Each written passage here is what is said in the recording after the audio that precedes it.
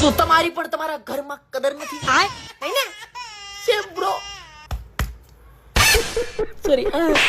મારા ઘર તો મને ને મોળે સુધી હુવા દે, કેમ કે ઈ લોકોને ખબર છે હું તો ત્યાં સુધી શાંતિ છે. જો આ ઉઠો તો ઘરમાં વાવાઝોડું આવી છે. મતલબ જરાય ટેન્શન જ નહીં. હું એમ કહું પપ્પા હું બહાર ફરવા જાઉં. હા, રાત સુધી રખડ તમ તારા ઘરે નો આવતો. બસ કેટલા કંટાળાય છે મારે. જ્યારે હું નાનો હતો ત્યારે આ લોકો કહેતા કે આ તો અમારા ઘરનો કુળ દીપક છે. હવે મોટો થયા પછી કે આ અમારા કુળની કઠણાઈ છે. કઠણાઈ મારા નામ કે ના શું બોલો, અમને મારું મોઢું તો કે મારા જેવો ભોળો માણસ. વાહ. નો મળે. તમે લોકો સમજતા નથી મને. મતલબ યાર મારા ઘરે ખબર જ નથી કે એના ઘરે કોહિનૂર હીરા જન્મ લીધો છે. હા, મતલબ નાનો હતો ત્યારે કહેતા કે આ તો અમારે દેવનો દીધેલો છે. મોટો થયા પછી કે દેવે હું કામ દીધો યાર, અમારા જ કઈક પાપ નીડાય છે. તો એમાં મારો વાંક તો નથી ને. મૂળ છે ને આ લોકોને કદર જ નથી. ઓલું કે ને ઘર કી મુર્ગી દાલ બરાબર એવું જ છે. અને હું હાચું કહું ને, જ્યારે આ લોકોને ખબર પડશે કે એના ઘરે કોણે જન્મ લીધો બહુ પછતાવા. સાચું.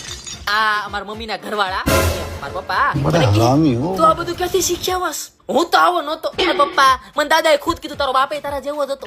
તમારા જ લખણ છે, તમારું ડીએનએ છે. જેસા બાપ એસા બેટા, વળ એવા ટેટા. આઈ એમ યોર ટેટા. ઓકે ડેડા? क्या बात है सर? તમે માની લ્યો કે હું કરોડોમાં એક છું, કેમ કે મારા જેવો બીજો છે જ નહીં. તમે લોકો એ પેદા જ નથી કર્યો ને, તો હું એક જ હોય.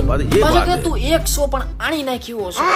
કયા જન્મના પાપ નડે છે ખબર નહીં. અરે પપ્પા, પાપ નહીં, તમારા નસીબ કે મેં તમારા ઘરે આગમન કર્યું. માનના પડેગા. હું અવતાર છું, તમને ખબર નથી. જ્યારે ખબર પડશે ને બહુ પછતાવાના. તમને ને આ બધું હજી નહીં સમજાય. આ બધું લખાયેલું છે. જ્યારે ખબર પડશે ને ત્યારે એક દિવસ તમે જ કહો કે વાહ બટા વાહ, કરી નાખ્યું.